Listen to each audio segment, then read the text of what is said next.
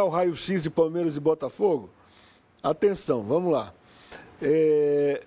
Palmeiras e Botafogo, os dois têm 70 pontos, mas por critério de desempate, Palmeiras é líder da competição. 35 jogos, são 21 vitórias, 7 empates e 7 derrotas. Marcou 57, sofreu 28 gols. Últimos jogos do Palmeiras são 3 vitórias, 1 derrota e 1 empate. Coisas que só acontecem com o Botafogo. Nunca o Campeonato Brasileiro foi decidido pelo que está desempate.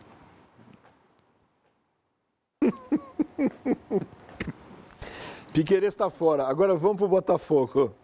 Olha lá, Tiquinho Soares está suspenso. Foi expulso contra o Vitória no último lance. Uma burrice também, né? Vamos reclamar, foi para reclamar. Vai falar que está equilibrado emocionalmente? Não está, né? Burrice. Como do Luiz Henrique, como do Alexander. Joga garrafa. Né? Botafogo, então, com 70 pontos, mais segundo colocado. 20 vitórias, 10 empates e 5 derrotas. Marcou 53, sofreu 27 gols. E olha lá, 3 empates, 1 vitória e 1 derrota. Isso para o torcedor do Botafogo assusta.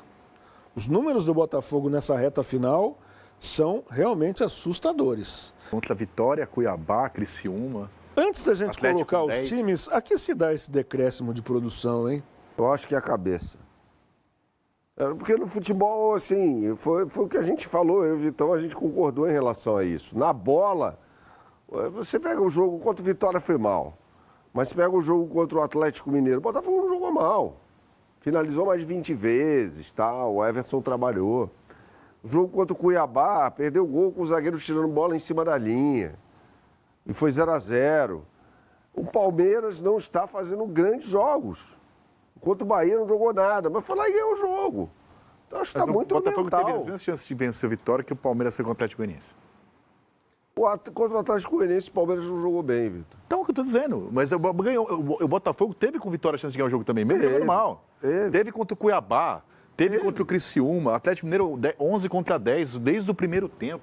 40 do primeiro tempo. Então, assim, o que as pessoas... O que eu não me conformo, que algumas coisas se repetem, mas é outro time. Gente, futebol é da torcida. O torcedor é o mesmo, o ambiente é o mesmo. Os caras estão lá, não foi há 100 anos, não foi o bisavô que contou, foi o ano passado. As pessoas acham que o time não... Quer dizer que se for embora um treinador no ano que vem, não quer dizer o time não existiu ano passado? Então, mas Isso, Arthur, a pressão existe. O Arthur, numa resposta que ele deu para o repórter, ele falou assim, não comparem com o que aconteceu no ano passado. Ele pode falar, mas ele é outro professor de imprensa, é que nem o Abel, os dois são iguais nisso. Aliás, assim, o que ele declarou e o que declarou Richard Rios é que eles têm que falar. Só que nós não estamos aqui para dizer amém o que eles dizem, né?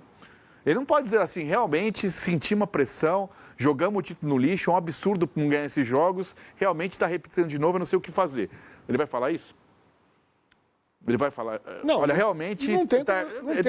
Não tem como desconectar. O que ele pode dizer é o seguinte, eu não era o técnico no ano passado, ponto. Isso não é verdade. É verdade, mas o Marlon Freitas é o mesmo e os 40 mil pessoas que... O estádio não estar lotado contra o Vitória é sintomático, não é?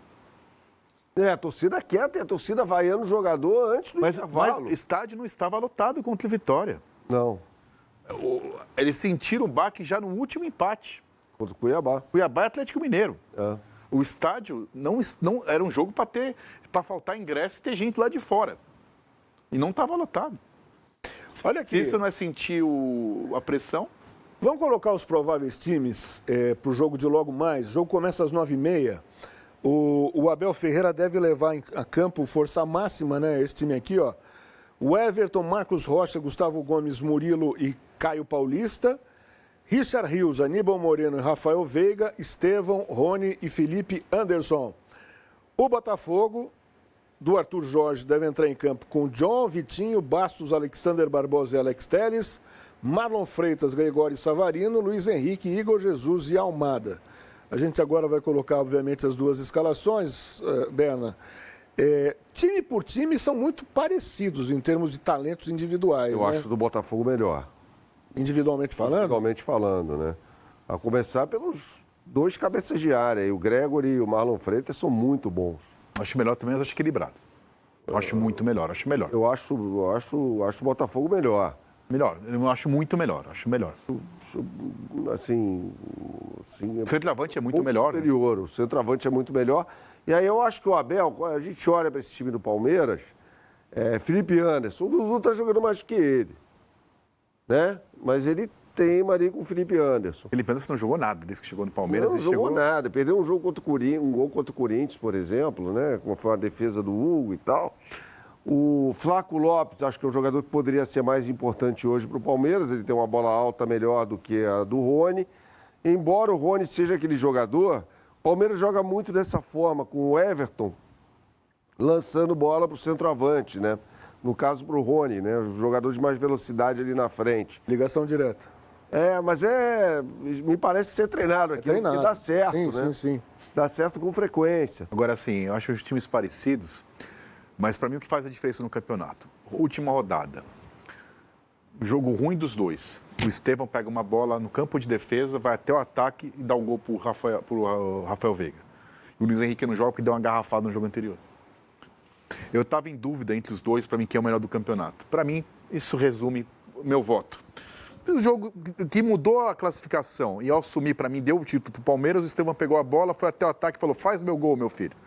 E deu para o Rafael Veiga. E o Luiz Henrique não decidiu o Botafogo, porque um jogo antes ele jogou uma garrafa no... E aí ficou fora da partida contra o Vitória. E assim, eu acho que o Estevão está sendo... Mas, isso faz diferença, né? O Ivan Drago, eu acho que ele matou a charada quando ele falou que o Botafogo entrou na pilha do Atlético já fazendo a ponte com a final da Libertadores. Então, assim, os jogadores do Galo, eles foram pilhando e aí o time perdeu o controle. Aí entra no que o Bernardo falou, a questão emocional. O time se descontrolou inteiramente. O Davidson botou pilha, o Hulk botou pilha, mas vem cá. Você deixa botar pilha ou não, né? Você está disputando o campeonato, o jogo só valia para o Botafogo. O Atlético está brincando no Brasileiro, todos nós concordamos. O jogo vale para você. Você está com um a mais desde o primeiro tempo. E depois de empatar o jogo, você tem o campeonato para disputar, o Atlético não tem. Quem tem motivo para ficar pilhado? Isso é a prova que o Botafogo está sentindo a pressão de decidir. E cai na pilha. Está sentindo a pressão de decidir. Coisa mais manjada. Não, mas cai. Mas cai, né? Está pilhado. E o Tiquinho caiu do Vitória no juiz no último lance. O Botafogo está completamente pilhado. Então, mas aí a falha do comando do Arthur Jorge, que me parece tranquilo, mas ele deveria ter passado isso para os jogadores, coisa que o Abel consegue fazer com o Palmeiras. O Palmeiras dificilmente você vê os jogadores perderem o controle. O Abel perde. Chuta a garrafa, xinga o juiz, é expulso, aquela coisa. Os jogadores do Palmeiras não. Então talvez tenha faltado para o Arthur Jorge prevenir os jogadores não entrem na pilha dos caras. Faltou ele prevenir. Eu achei ridícula a declaração que ele deu sobre o Davidson e o Palmeiras. O Davidson torce para quem ele quiser. Né? Ele está bravo que ele torce para o Palmeiras. Vê se vai ser para quem. Agora, sim, não é só a condição do treinador, Cacá, porque assim, uma coisa é o Abel falar para um grupo de um time que é o atual bicampeão, que pode ser que venceu 2 Libertadores e que ganha ano sim, outro também. Outra é você falar para uma torcida que tem um título brasileiro em 95.